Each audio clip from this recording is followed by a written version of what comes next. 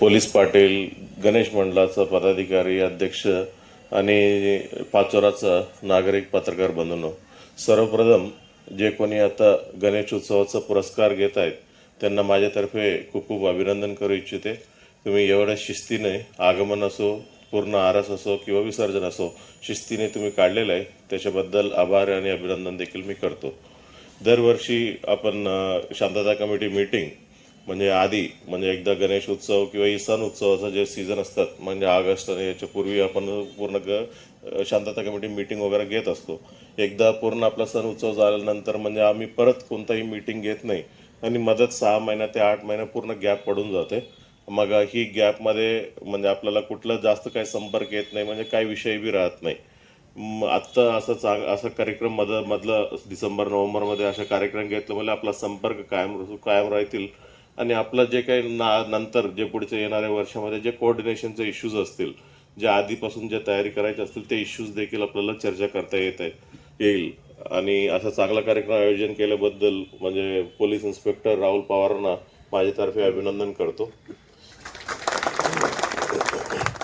आणि पूर्ण जिल्हाभरात म्हणजे गणेश उत्सव यावर्षी खूप चांगल्या शांततेत पद्धतीने पार पडले होते. म्हणजे अजूनही काही ठिकाणी गुलालचा अजूनही वापरतायत.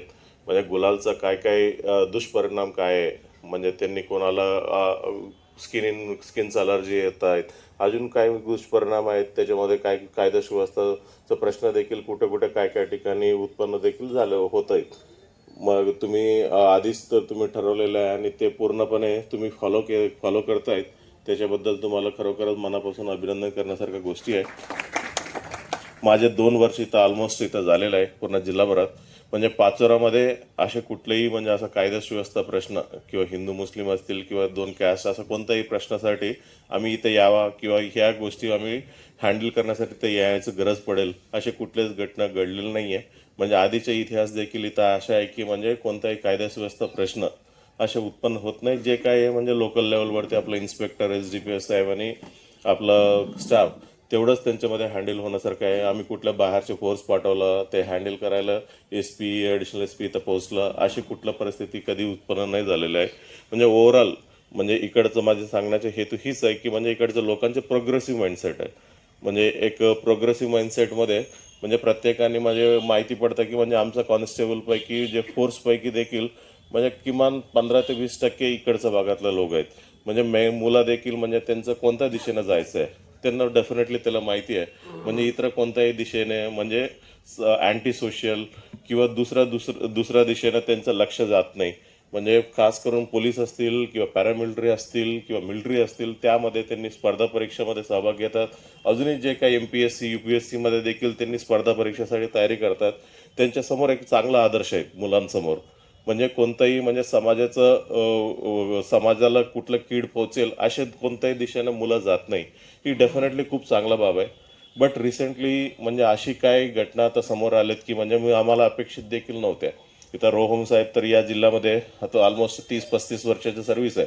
या जिल्ह्यामध्ये जवळपास 10-15 वर्ष त्यांनी काम केलं सर्व ठिकाणी.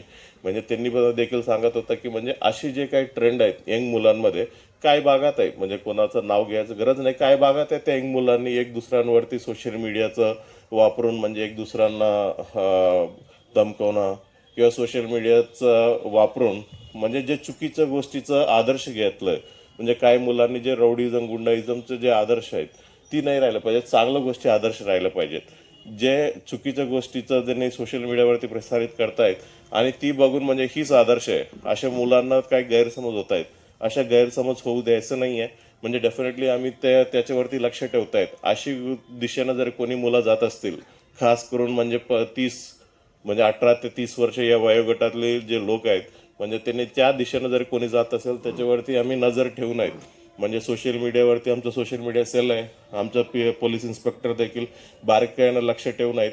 अशा कोणी मुलं अँटी सोशल म्हणजे रौडीझम आदर्श घेऊन म्हणजे अशी कुठलं रील्स बनवलं म्हणजे असे कोणत्याही गोष्टीवरती वाव दिलं मग त्याच्यावरती आम्ही स्वतःहून देखील आम्ही कारवाई करणार आहे.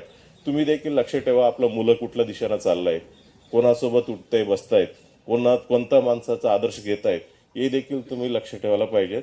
खूप चांगला इथं संस्कार आहेत. म्हणजे मुलांचा आणि ओव्हरऑल प्रोग्रेसिव्ह सोसायटी आहे. म्हणजे जे काही गोष्टी डेव्हलपमेंटचं आहे, म्हणजे ह्याच गोष्टी म्हणता इथं विषयी आणि त्याच गोष्टीचं चर्चा आणि मेन स्ट्रीम चर्चा असतात. म्हणजे जे काय आता जे रिसेंटली 1-2 वर्षामध्ये जे घडलं, खास करून सोशल मीडियाचं खूप समाजामध्ये प्रत्येकाकडे मोबाईल पोहोचला, ही विषय आधी नव्हते, आता अचानकपणे सर्वांकडे पोहोचलेला आहे.